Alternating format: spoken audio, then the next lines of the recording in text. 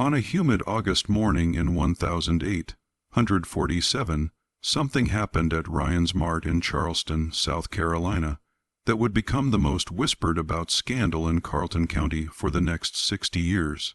A planter named Samuel Rutled paid $5, the lowest bid ever recorded at that auction house, for a woman the auctioneer had described as unmarketable for any purpose but field labor. Within 18 months, she would become the most sought after woman in 3 counties. Her presence at Rutled's plantation spawning dozens of unexplained visits from Charleston's most prominent men. By 1850, 7 wealthy planters had made offers to purchase her, each bid mysteriously rejected. The strangest part, no one could agree on what she actually looked like. Some visitors described her as disfigured beyond recognition. Others claimed she was the most beautiful woman they'd ever seen. When Samuel Rutled died under suspicious circumstances in 1851, the woman vanished the same night, and the truth behind what happened at Magnolia Bend Plantation was buried with such determination that even county records from that period mysteriously disappeared from 3 separate archives.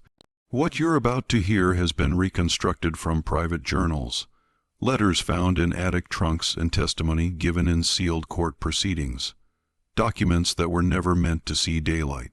Before we continue with the story of the woman known only as Number 39, if this story has already captured your attention, make sure you're subscribed to Liturgy of Fear so you never miss another dark mystery from America's hidden past. Hit that notification bell and leave a comment telling us what state or city you're listening from. We love hearing where our audience discovers these forgotten stories. Now, let's return to Charleston, South Carolina in the summer of 1847 to understand how an auction that should have taken 30 seconds would change lives and destroy reputations for decades to come. The auction houses of Charleston had seen every kind of human transaction by the mid-1840s. Ryan's Mart, located between Chalmers and Queen Streets, processed hundreds of sales each month. Men, women, and children displayed in its high-walled courtyard before crowds of planters, factors, and speculators. The building itself was unremarkable. Whitewashed brick walls that held the summer heat, a raised platform where the auctioneer conducted business, and narrow rooms in the back where people waited in chains for their turn under the crowd's scrutiny. The smell of sweat, fear, and Charleston's sulphurous harbor air created an atmosphere that regular attendees learned to ignore, though visitors from the north often had to step outside. Carleton County, where Samuel Rutled maintained his plantation, stretched inland from Charleston along the Edisto River, a landscape of rice fields, pine forests, and plantations with names that appeared on maps like territorial claims: Whitehall, Fenwick Hall, Middleton Place. By 1847, the county's economy revolved entirely around rice and cotton crops that demanded enormous amounts of labor and made fortunes for those who could manage large operations efficiently.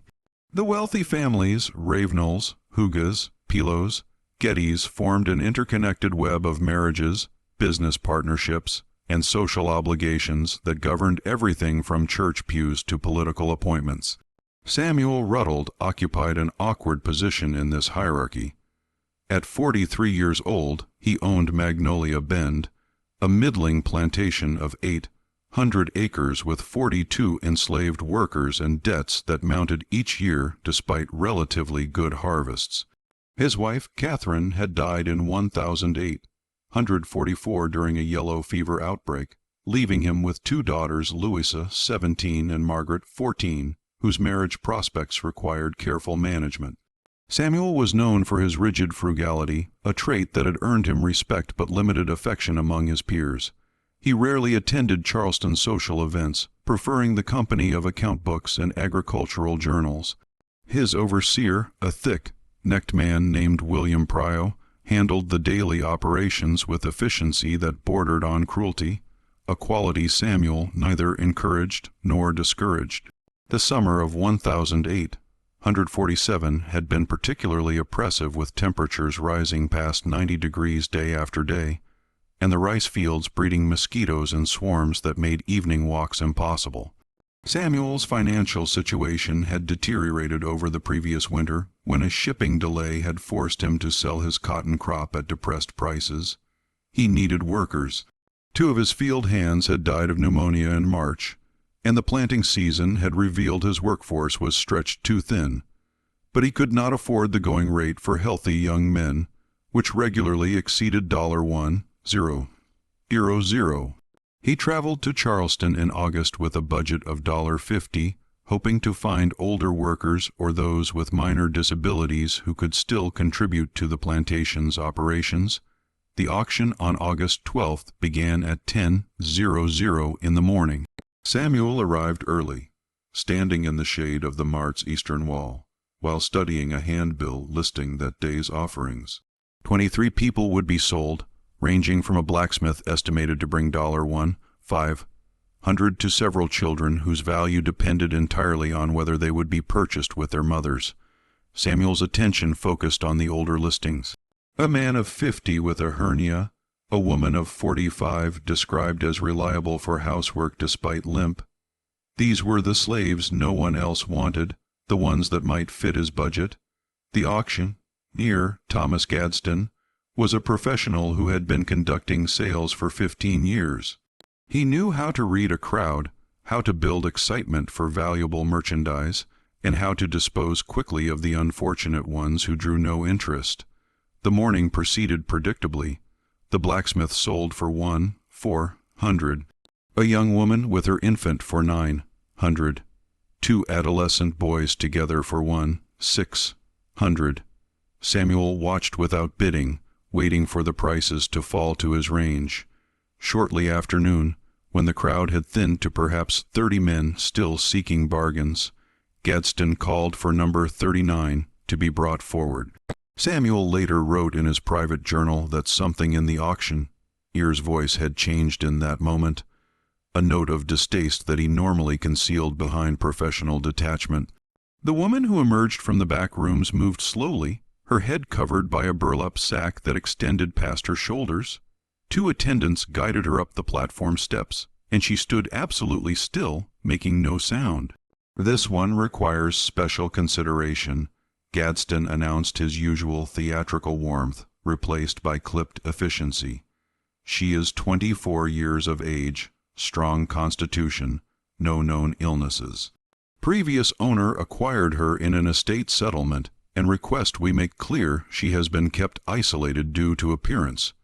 She is capable of field labor or any work requiring no public interaction. Starting bid is $10. The crowd's attention sharpened. Estate settlements usually meant older slaves or those with documented problems, but isolation due to appearance suggested something unusual. Several men moved closer to the platform. One called out, asking to see the woman's face. Gadsden hesitated, a hesitation that Samuel noticed because in all the auctions he had attended, he had never seen the auctioneer pause before displaying merchandise. The seller, Gadsden said carefully, has instructed that her face remain covered until purchase is complete. I am authorized to tell you she sustained severe scarring in a fire during childhood. She is fully functional and has vision in both eyes. However, her appearance is markedly disfigured. The seller believes this is sufficient disclosure. What happened next became the subject of argument among those present. Some men immediately lost interest and drifted toward the exit, unwilling to purchase someone they could not fully examine. Others remained, intrigued by the mystery or calculating whether a severely disfigured worker might be valuable precisely because she would not attract the attention that created complications on plantations. A few men laughed, making crude jokes about fire damage and questioning whether anyone would bid even $5 for damaged goods. The bidding stalled at $10, then $9. When no one responded, Gadsden dropped his voice. $8. Surely someone needs a field hand. She is strong, young, will give you years of work. $7. 6. His face had flushed red, whether from heat or embarrassment. Samuel could not tell. $5. Do I have $5? Samuel's hand went up. He told himself later it was practicality. $5 for a young, strong worker was an extraordinary value regardless of appearance. Field labor did not require beauty. His overseer could keep her away from the main house if necessary, away from his daughters. It was simply good business, but in his journal entry from that night, written by candlelight after he had returned to Magnolia Bend with his new purchase, he recorded something different. I bid because the silence felt wrong. Because 30 men stood watching a human being offered for $5 and no one moved. Because Gadsden looked as though he wanted to vomit. Because I thought of Catherine and how she would have looked at me if I had stood there and done nothing. God forgive me, I bid out of shame, not sense. Sold to Samuel Rutled of Magnolia Bend Plantation, Gadsden said quickly, relief evident in his voice. Papers will be ready within the hour. Next, offering his number 40 male, age 32, experienced Cooper. Samuel barely heard the rest. He moved toward the M's office to complete the transaction, aware of the stares following him. A planter named James Hooger, whom Samuel knew slightly from church, caught his arm as he passed. "You have courage or madness, Rutled. I would not bring something like that onto my land. Some things carry misfortune." Samuel pulled his arm free without responding, but Hooger's words stayed with him during the ride back to Colleton County. The woman sitting silent in the back of his wagon, the burlap sack still covering her head because he had not thought to remove it, and she had not asked. The August heat pressed down on them as the wagon rolled along the rooted road following the Edisto River. Spanish moss hung from the live oaks like gray shrouds, barely moving in the airless afternoon. Samuel tried twice to start a conversation, asking basic questions. Could she cook? Did she know anything about rice cultivation? Had she ever worked with indigo, but received only the briefest responses, her voice so quiet he could barely hear it over the wagon wheels? "Yes, sir. No, sir. I don't know, sir." Eventually, he gave up, and they completed the journey in silence, broken only by bird calls and the distant sound of insects. Magnolia Bend appeared through the trees as the sun began its descent toward the western horizon. A two-story house of weathered white planks with 6 columns and a wide veranda surrounded by the practical buildings that kept a plantation functioning. Kitchen house, smokehouse, storage sheds, stables, and further back, hidden by a line of cedars, the cabins where the enslaved workers lived.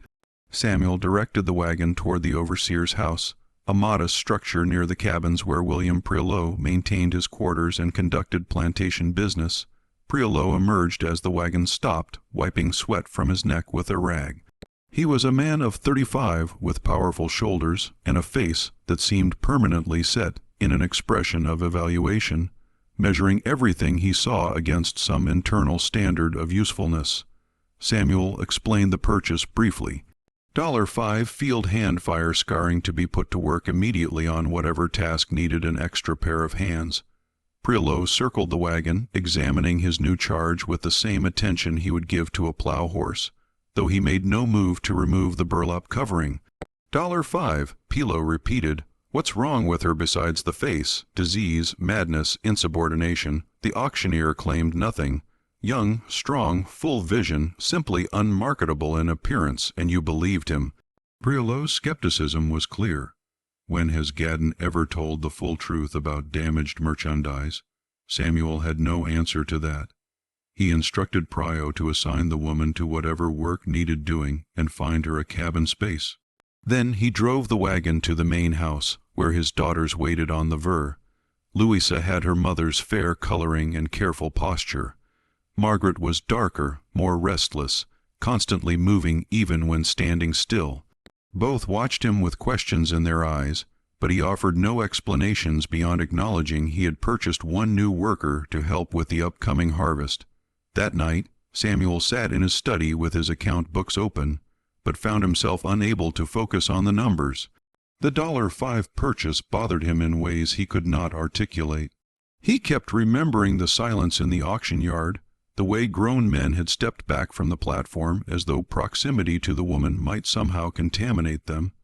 and he thought about the burlap sack still covering her face when Prio had led her away to the cabins. He had not asked to see what was underneath, neither had Prio.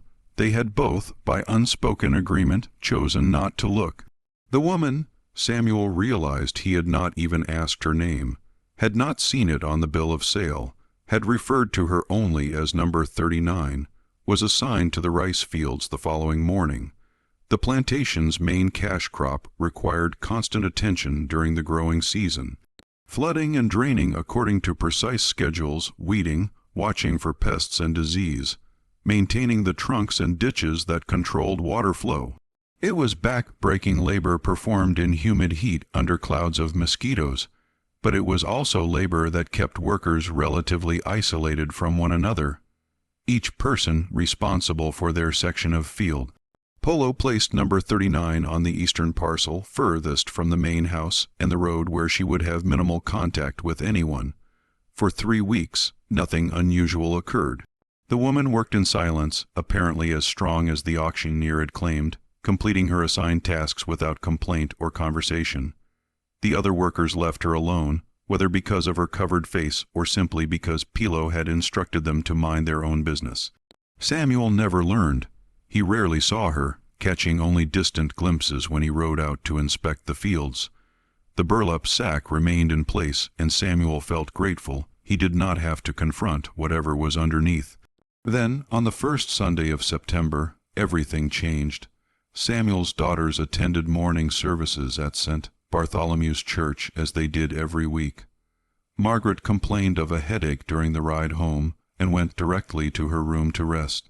An hour later, Louisa found her sister on the bedroom floor, seizing violently foam at her mouth, eyes rolled back until only the whites showed. Samuel sent immediately for Dr.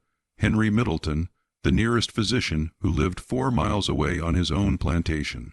While they waited, Margaret stopped seizing, but did not wake, her breathing shallow and irregular, her skin cold despite the heat. Dr. Middleton arrived within 2 hours and examined Margaret thoroughly, checking her pulse, her pupils, her color, listening to her breathing. He asked about her diet, her activities, whether she had complained of pain or illness before the seizure. Samuel told him everything he could remember.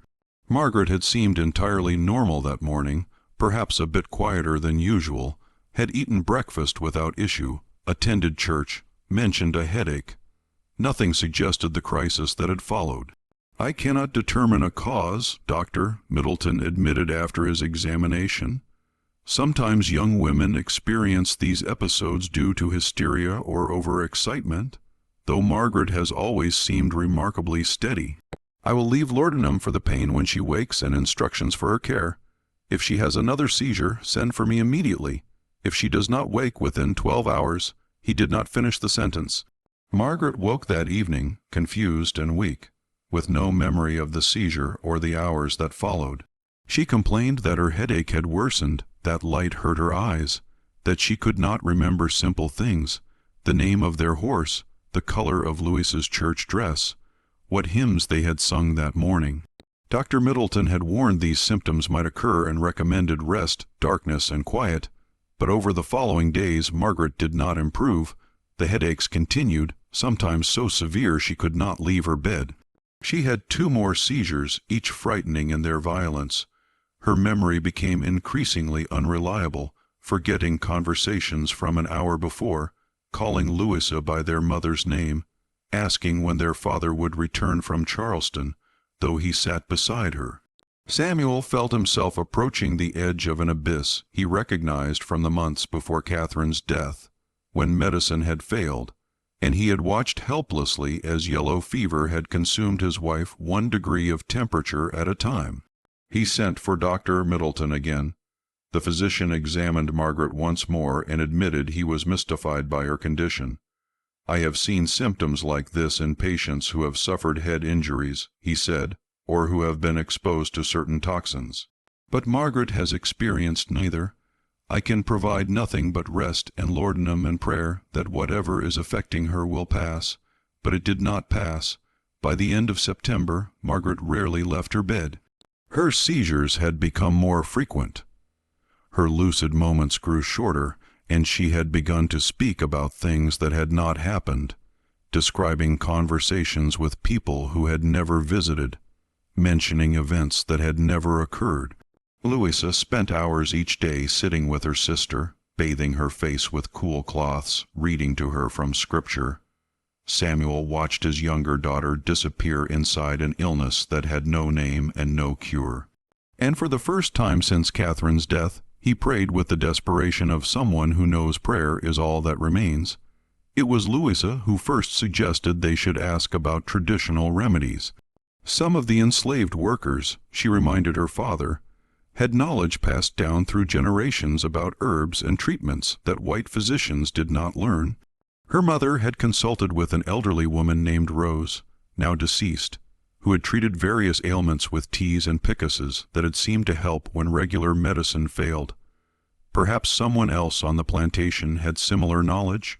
Perhaps it was worth trying anything since Dr. Middleton had essentially admitted his methods were useless. Samuel resisted initially. He was a man who believed in science and education, who subscribed to agricultural journals and medical bulletins, who thought superstition was something to be overcome with knowledge. But watching Margaret's decline was eroding his certainties. After Louisa raised the subject a third time, he told Polo to inquire whether anyone among the workers claimed knowledge of healing practices. The overseer returned the following day with an answer that surprised Samuel. The woman from the auction, number 39, had apparently spent time with someone who practiced herb doctoring. She might know something that could help. Samuel told Priolo to bring the woman to the main house that evening after the field work was finished. The woman arrived at sunset, still wearing the burlap sack over her head and shoulders. Samuel met her on the back veranda, away from the windows where Louisa might see. Priolo stood nearby, his expression suggesting he thought this entire exercise was foolish, but was willing to humor his employer's desperation. Samuel explained Margaret's symptoms in detail: the seizures, the memory loss, the headaches, the confusion, the progressive weakness. He asked if the woman knew of anything that might help. The response came in that same quiet voice Samuel had heard only briefly during the wagon ride from Charleston. "I might know something, sir. If you would permit me to see the young lady and ask her some questions." Samuel hesitated. The thought of bringing this woman, whose face he had never seen, who had been described as markedly disfigured, into his daughter's sick room, felt wrong in ways he could not articulate, but Margaret was dying. He knew that now, even if Dr. Middleton had been too professional to say it plainly, what did propriety matter if it cost him his child? He led the woman upstairs to Margaret's room, where Louisa sat beside the bed, reading Scripture aloud. His older daughter looked up as they entered, and Samuel saw her eyes widen as she took in the burlap-covered figure standing in the doorway. He explained quickly this woman might know of herbal remedies that could help. He had asked her to examine Margaret. They should try everything possible. Louisa's face showed doubt, but also hope. The combination that came from watching someone you love fade away despite every prayer and medical intervention. The woman approached Margaret's bed slowly, as though trying not to startle her. Margaret lay with her eyes closed, her breathing shallow, her hair damp with sweat despite the evening cool. The woman knelt beside the bed and gently touched Margaret's forehead, her hand dark against the girl's pale skin. Then she spoke, her voice still quiet, but with a note of concern that seemed genuine. "Miss Margaret, can you hear me? Can you tell me when the headache started, when you first felt poorly?" Margaret's eyes opened slightly, unfocused and confused. "Mother," she whispered. "Mother, my head hurts so much. When can we go home?" "Soon," the woman said softly. "Soon, child. But first, I need to know some things. Can you remember what you ate before the headaches began? Or if you touched anything that made your skin feel strange, or if you smelled something unusual?" The questions continued for several minutes, gentle and patient, while Margaret drifted between awareness and confusion. Samuel watched, struck by the tone of the woman's voice. It reminded him of how Catherine had spoken to the girls when they were small and frightened, a combination of comfort and strength that made everything seem less terrible. He realized he had been expecting someone damaged, broken, perhaps slow, witted or strange. Instead, the woman's manner suggested education and experience, a calm competence that seemed at odds with her $5 price and the burlap sack covering her face. Finally, the woman stood and asked to speak with Samuel privately. They returned to the veranda where the last light was fading from the western sky. Pilo had disappeared, probably back to his own house for supper. Samuel waited for the woman to speak, noticing for the first time that her hands were not scarred. The skin was smooth, unblemished, her fingers long and well-shaped. If the fire had damaged her face so severely, why had her hands escaped unharmed? "Sir," the woman began, her voice still quiet but firmer now, "I need to ask you something, and I need you to be truthful with me because your daughter's life may depend on it. Has anyone given Miss Margaret anything special to eat or drink recently? Any gifts of food or medicine from someone outside your household?" Samuel thought back over the previous weeks. "No, everything she has eaten has come from our kitchen prepared by our cook, who has been with us for years." "Dr. Middleton left laudanum, but that's a standard treatment. Why do you ask you?" The woman was silent for a moment, and Samuel had the strange impression she was deciding how much to tell him. When she spoke, her words were careful. "The symptoms Miss Margaret is experiencing, the seizures, the memory loss, the confusion, the progressive weakness, they are consistent with certain kinds of poisoning. Not food poisoning, but slow poisoning with something that builds up in the body over time. There are plants that can cause these effects, and there are people who know how to use those plants." The words hung in the air between them. Poisoning, someone deliberately harming his daughter. The idea seemed impossible. Margaret was 14 years old, gentle and kind, beloved by everyone who knew her. Who would want to poison a child? And yet, as Samuel thought about it, he realized the woman's explanation made more sense than anything Dr. Middleton had suggested. Margaret's illness had appeared suddenly but progressed steadily without the ups and downs of a natural disease, and she had been fine until that Sunday, the first Sunday of September, when something had changed. "If you are right," Samuel said slowly, "then someone in my household is trying to kill my daughter. That is what you are suggesting. I am suggesting it is possible, sir. I cannot be certain without knowing more. But I have seen symptoms like this before, and they were caused by a plant called white snake root. It grows wild in shaded areas, and if someone knows how to prepare it, small amounts taken over time can cause exactly what Miss Margaret is experiencing. Eventually it would kill her, and most physicians would never suspect poison because the symptoms mimic other illnesses." Samuel felt cold despite the warm evening. "Can you help her? If she has been poisoned, can you save her?" "If we stop the poisoning immediately, yes, she should recover. The body can eliminate the toxins if no more are introduced. But, sir, you need to find who is doing this and stop them, because if my suspicion is correct, they will try again." Samuel asked the obvious question. "How do you know these things about poisons and plants and symptoms?" The woman's posture changed slightly, a tensing that suggested old pain. "I was taught by someone who knew about healing and harm both, sir. Someone who understood that the plants that cure can also kill depending on the dose and the intention. I do not practice poisoning, but I know how to recognize it when I see it." They spoke for another 10 minutes, the woman explaining what should be done. All of Margaret's food should be prepared by someone Samuel trusted absolutely and served to her directly with no opportunity for anyone else to add anything to it. The liniment should be set aside and not used. Fresh water should be given to her frequently to help flush the toxins from her body, and someone should watch her room at all times, allowing no visitors except family. If these precautions were followed, Margaret should begin to improve within a few days. If she did not, then the woman's theory was wrong, and something else was causing the illness. Samuel made arrangements that night.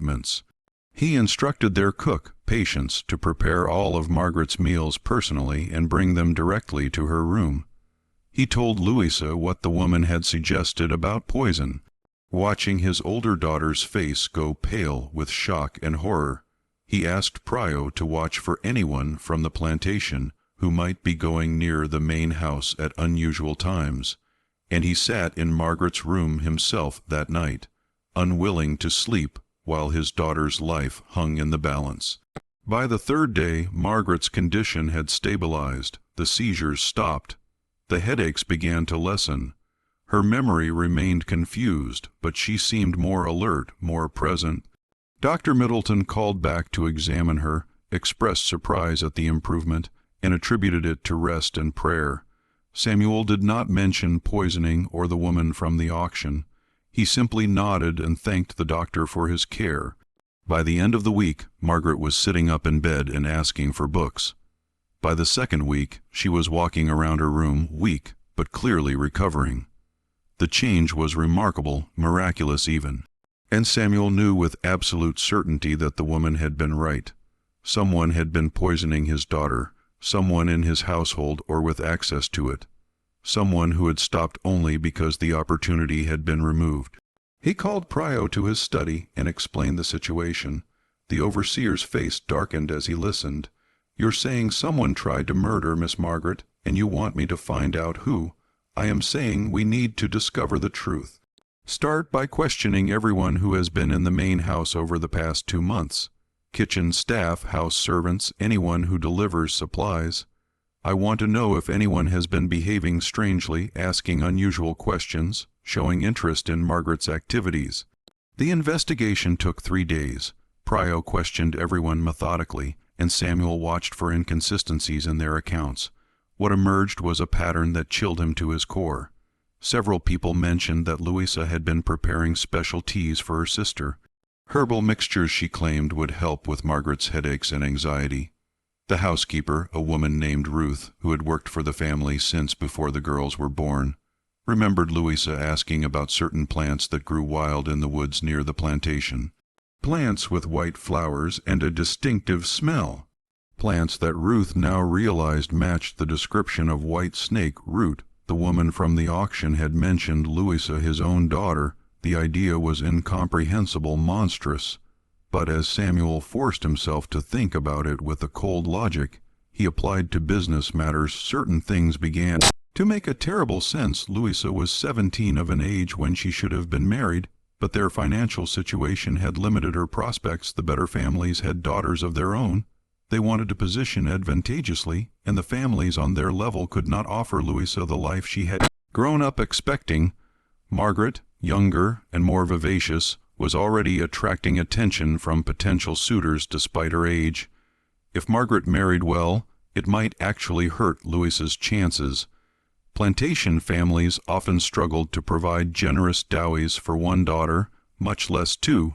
But surely Louisa would not kill her own sister out of jealousy or mercenary calculation. Surely there was another explanation.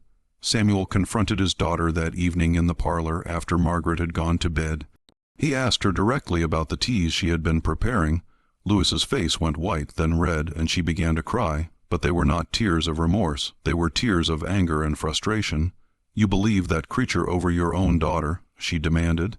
"That woman you brought into our home who hides her face like a monster. She has poisoned your mind against me. Answer the question, Louisa. What was in the teas you gave to Margaret? Herbs for headaches, chamomile and mint and fever, with things Mother used to use." "I was trying to help her because that useless doctor, Middleton, does nothing but take your money and leave lardum." Ruth says, "You asked about plants with white flowers, white snake root. Why would you ask about that?"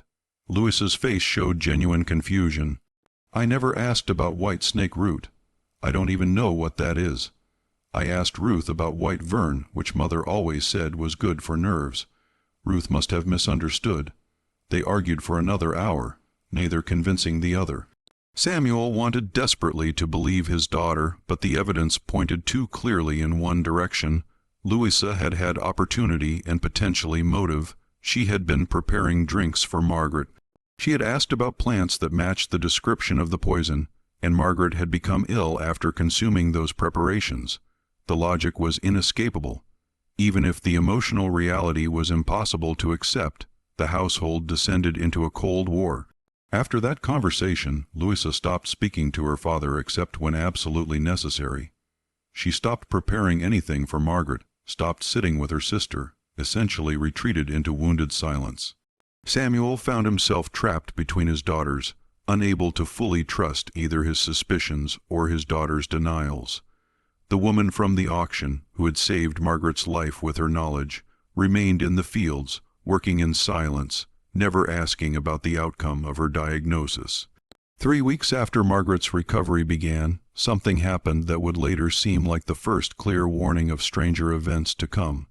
Samuel received an unexpected visitor, James Huger, the planter who had warned him about misfortune at the Charleston auction. Huger arrived in the afternoon alone, claiming to be passing by on his way to a business meeting in Walterboro. But Magnolia Bend was not on the road to Walterboro, and Huger's manner suggested his visit had a different purpose. They sat on the front veranda drinking tea that Patience had prepared and spoke of trivial matters for 15 minutes before Huger finally approached his real reason for coming.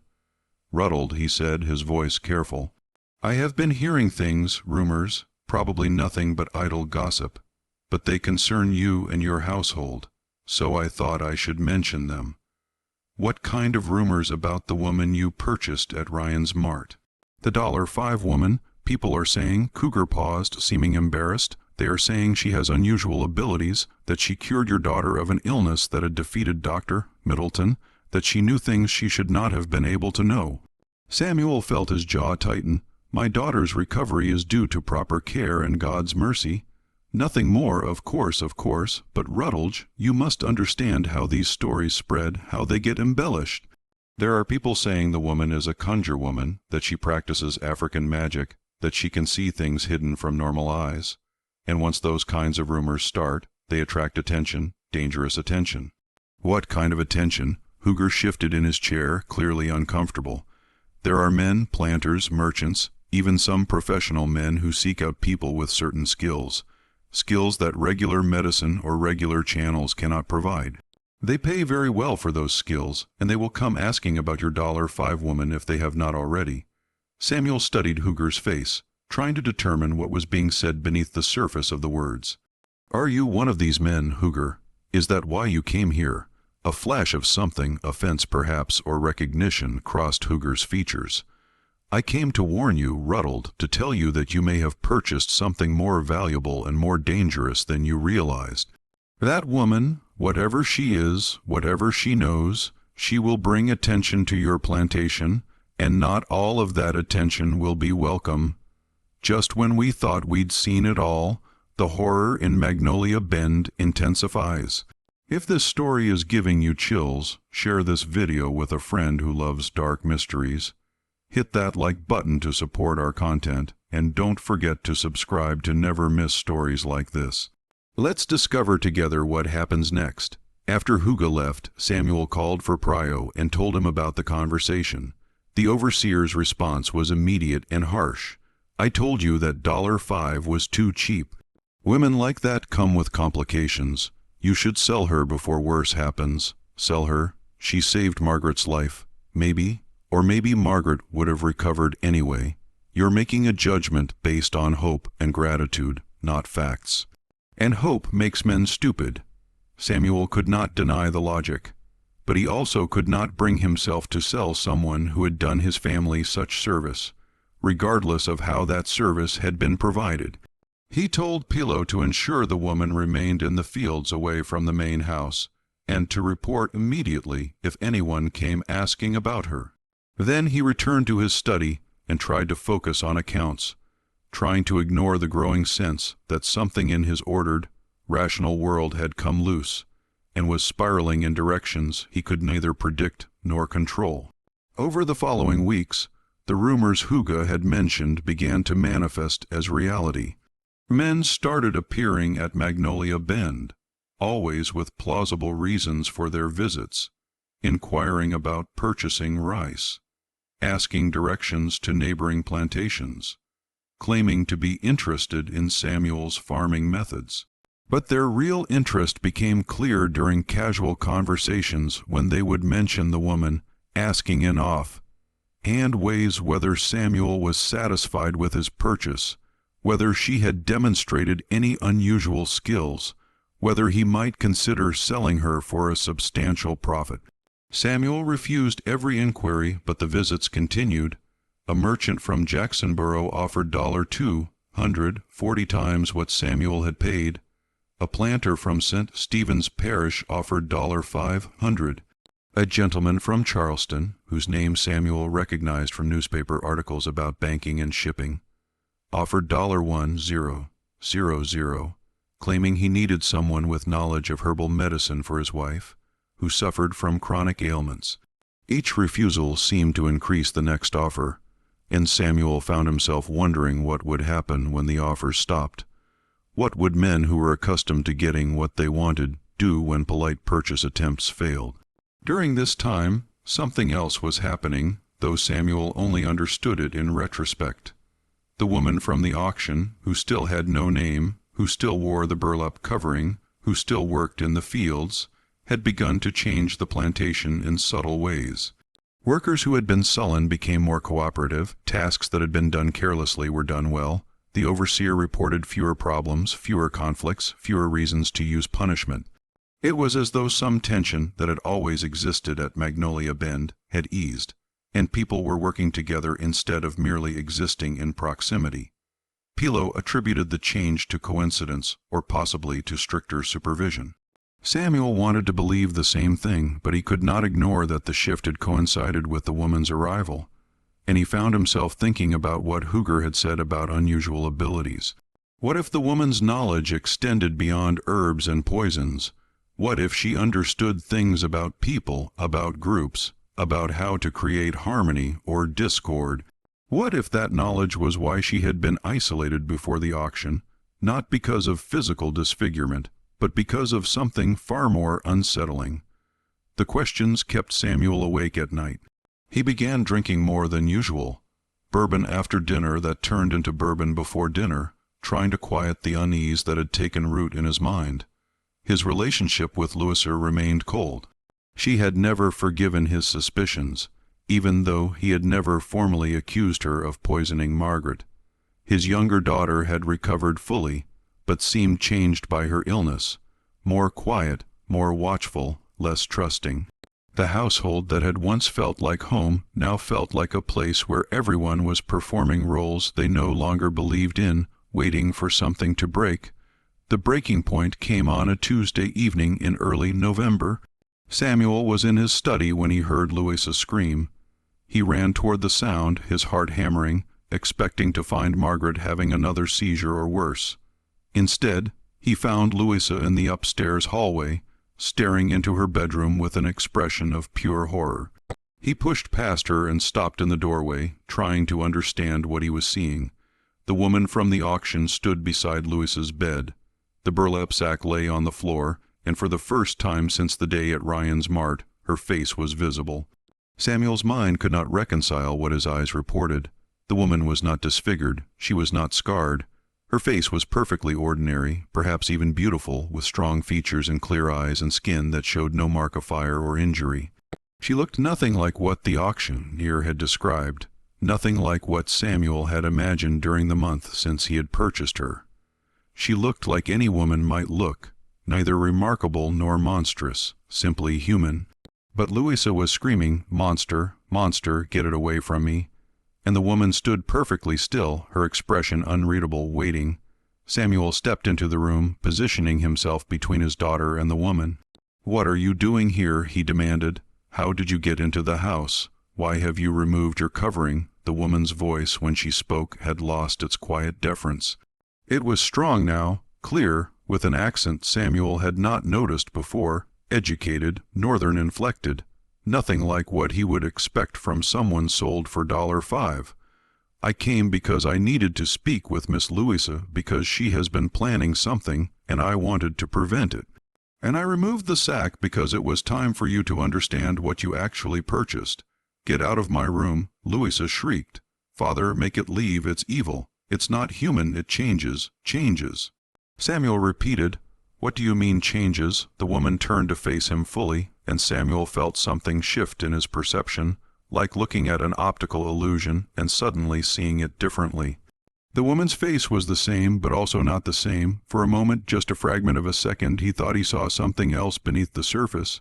a suggestion of another face, another form, like looking at a reflection in disturbed water. Then the moment passed, and she was simply a woman again, ordinary and unremarkable. "I change," the woman said calmly, "because people see what they expect to see, what they fear to see, or what they need to see." The auctioneer at Ryan's Mart expected to see someone disfigured, so that is what he saw. Your daughter expected to see a monster, so that is what she sees. You expected to see someone damaged but useful, so that is what you have seen. But none of those things are what I am. What I am is more complicated and more dangerous and more valuable than you have imagined. Samuel's hands were shaking.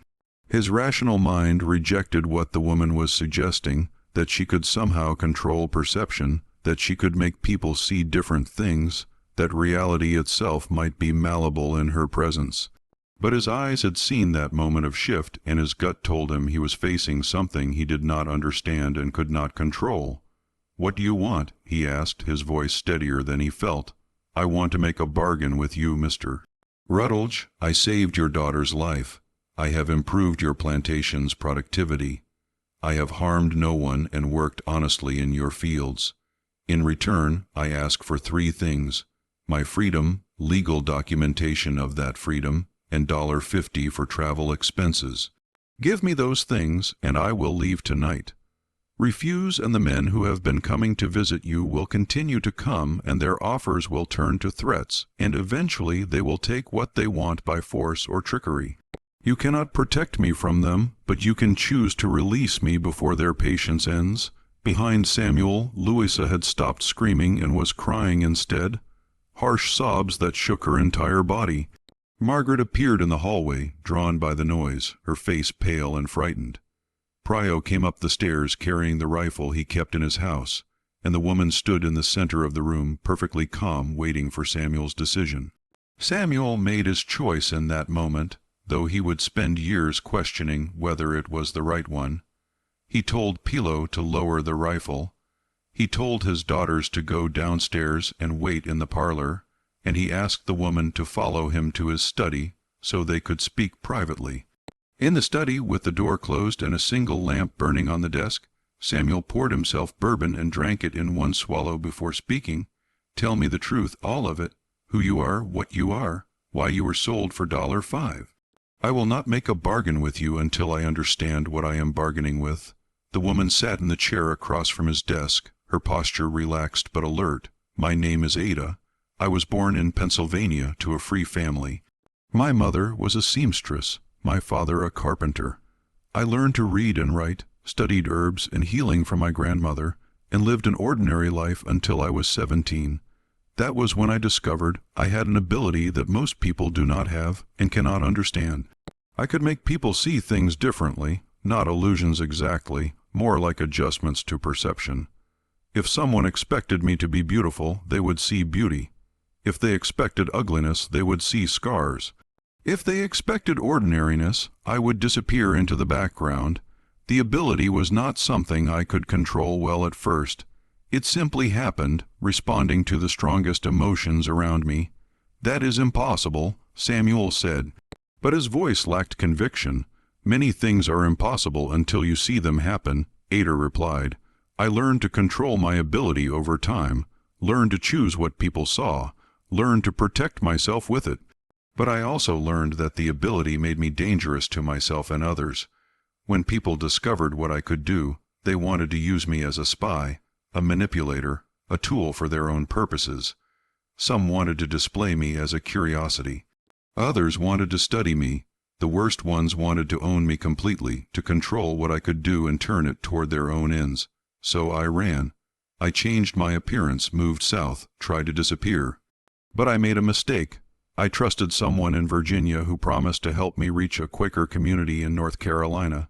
Instead, he sold me to a slave trader, claiming I was his runaway property. There was no proof to dispute his claim. I was simply declared property, and property I remained. Ada paused, and Samuel saw genuine emotion cross her face for the first time, something like sorrow or regret. The trader who purchased me in Virginia realized quickly that I was unusual. He tried to sell me several times, but I made sure potential buyers saw someone they did not want. Disease, madness, hidden defects. He became frustrated and angry. He kept me isolated, covered, told other traders I was damaged beyond sale. Eventually, he died of influenza, and his estate included me among the assets to be liquidated. That is how I ended up at Ryan's Mart with instructions to keep my face covered. Instructions I had planted in his mind before he died, ensuring I would not be examined too closely. I was hoping to be purchased by someone relatively kind who I could escape from easily. Instead, I ended up here. Samuel listened to the story, trying to find holes in it, trying to preserve his rationality against the evidence of his own eyes. If you could make people see what you wanted, why did you let yourself be sold at all? Why not make them see a white woman, someone they could not legally enslave? Because that level of deception requires enormous concentration and cannot be maintained for long. I can adjust perception, Mr. Rutled, but I cannot entirely rewrite reality.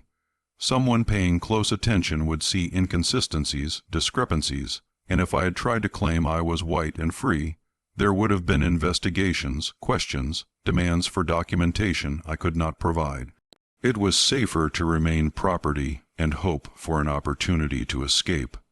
What I did not anticipate was your daughter's poisoning, or that my intervention would draw the kind of attention that has now made escape nearly impossible. Why did you help Margaret? Ada smiled slightly, because she reminded me of my younger sister, who I will probably never see again. Because I could not watch a child die when I had the knowledge to save her. Because despite everything that has happened to me, I still believe some actions are right regardless of consequence. Choose your reason, Mr. Rutled. They are all true. They sat in silence for several minutes. Samuel refilling his glass and drinking more slowly this time. Finally he spoke.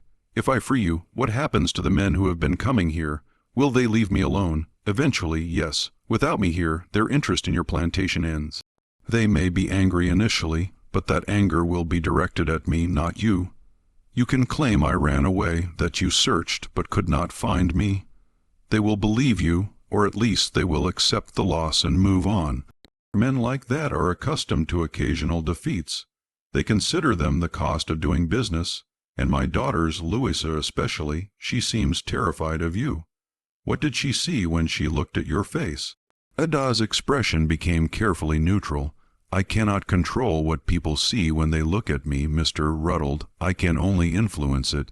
Miss Louisa saw what she fears most, her own face reflected back at her with all the ugliness of her actions visible. She saw herself as a poisoner, a sister who tried to murder for advantage. Whether that reflection was accurate or merely her own guilt made visible, I do not know. But what she saw was something within her, not something I created. Samuel felt his stomach twist. So you believe Louisa poisoned Margaret? I believe your older daughter was desperate and made a terrible choice. I believe she regrets it now. I believe she will carry that guilt forever. But I also believe that if you keep me here, if you do not release me, your household will tear itself apart because I force people to see truths they do not want to see. I am a mirror, Mr. Rutled. I reflect what is already there. Some people cannot bear their own reflections. Samuel granted Ada her freedom that night. He wrote the manumission papers himself, documenting that the woman known as number 39, also called Ada, was hereby released from bondage as compensation for services rendered to his family. He gave her $75, more than she had requested, and told her she could take one of the plantation's older horses for transportation. He did not tell his daughters what he was doing until after Ada had left, riding north toward Charleston with a pack of supplies and the legal papers that proved her freedom. Louisa's reaction was explosive. She accused her father of choosing a stranger over his own flesh and blood, of believing lies and malicious insinuations, of betraying his family for a creature that was not even fully human. Samuel let her rage until the words ran dry, and then he asked her a single question. "Did you poison your sister?" Louisa's face went through several transformations. fury to shock to something that might have been despair. She did not answer with words. She simply turned and walked away, and Samuel knew in that moment that Ada had been right. His daughter had tried to kill her own sister, and the guilt of that action would define her forever.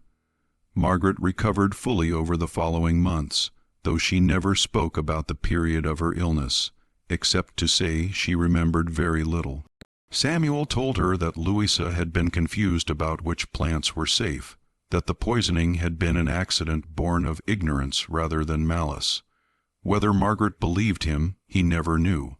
The relationship between the sisters never recovered its former warmth, and when Louisa married 2 years later to a merchant from Georgetown, a marriage arranged through connections and desperation rather than affection, Margaret did not attend the wedding. The men who had been visiting Magnolia Bend stopped coming after Ada's departure. Samuel heard nothing more about his $5 purchase, though occasionally at church or in Charleston he would catch whispered fragments of conversation that suggested her story had become legend. Some said she had been a witch. Others claimed she was an angel sent to test men's souls.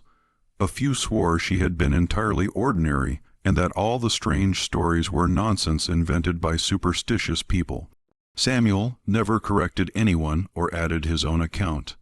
He kept Ada's manumission papers in a locked drawer and spoke of her to no one except in vague terms when asked directly. Magnolia Bend Plantation continued its operations for another decade before Samuel sold it and moved to Charleston to be closer to Margaret, who had married a lawyer and given him 3 grandchildren. Louisa lived in Georgetown until 163, when Union forces occupied the town and her merchant husband fled England. She returned briefly to Charleston during the war's final year and stayed with Samuel for 3 months, during which time she and Margaret maintained a cold politeness that broke Samuel's heart. Louisa died in 1867 of complications from influenza, and Samuel paid for her burial in the family plot at St. Bartholomew next to Catherine. The records of what happened at Magnolia Bend in 1847, 1848 were scattered across various locations. Court documents in one archive, plantation records in another, private correspondence in family trunks that would not be opened for generations. The story of the $5 woman became fragmented, distorted, transformed by retelling until the truth was buried under layers of myth and speculation. Some descendants of the families involved claim no such person ever existed. Others insist the entire incident was fabricated by abolitionists trying to discredit the plantation system. Official records are curiously incomplete, with pages missing from auction logs and county files. But in 1902, a journalist researching unusual property cases in South Carolina found Samuel Rutled's manumission papers for Ada in a collection of documents donated to the Charleston Library Society. The papers included Ada's full name, Ada Marie Freeman, and noted her birthplace as Pittsburgh, Pennsylvania. The journalist attempted to trace Ada's movements after 1848, but found nothing definitive. A woman matching her description appeared in Underground Railroad documents from 1849, helping escaped slaves reach freedom in the North. Another possible sighting placed her in Philadelphia in 1852, working as a nurse during a cholera outbreak. The last potential reference came from an 1871 letter written by a Quaker teacher in Ohio, mentioning a woman named Ada, who ran a school for freed slaves, and who had an unusual ability to help her students feel confident and valued regardless of their circumstances. Whether these references all pointed to the same person, or whether Ada Freeman disappeared into the vast American landscape and became one of thousands of people who lived and died without leaving clear traces, no historian has ever determined with certainty. What remains is Samuel Rutled's journal entry from the night he freed her, written in handwriting that showed the effects of bourbon and emotion. "Tonight, I released the woman I purchased for $5. I do not know if she was what she claimed to be, or if I simply saw what she wanted me to see. I do not know if she had supernatural abilities or merely the courage and intelligence to survive impossible circumstances. What I know is this: she saved my daughter's life and showed me that I had raised another daughter capable of murder. She held up a mirror to my household and forced me to see truths I had been avoiding. Whether that makes her saint or demon or simply human, I cannot judge. I only know that after she left, my plantation seemed emptier, darker, as though something that had brought light, however uncomfortable, had been extinguished. God forgive me if I made the wrong choice. God help me if I made the right one. This mystery shows us that the most terrifying aspects of human nature often hide behind the faces we think we know, and that truth can be far stranger and more unsettling than any supernatural explanation.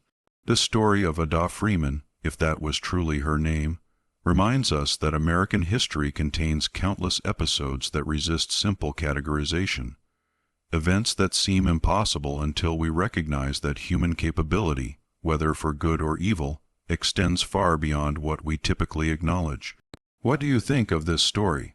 Do you believe Ada Freeman had genuine abilities, or was she simply a brilliant survivor who understood human psychology better than those around her? Do you think Louisa actually tried to poison Margaret, or could there be another explanation? Leave your comment below with your theories. If you enjoyed this tale and want more horror stories like this, subscribe to Liturgy of Fear. Hit the notification bell so you never miss an upload, and share this video with someone who loves mysteries that blur the line between history and legend. The past is filled with stories that demand to be told, and we'll keep bringing them to you, one dark secret at a time. See you in the next video.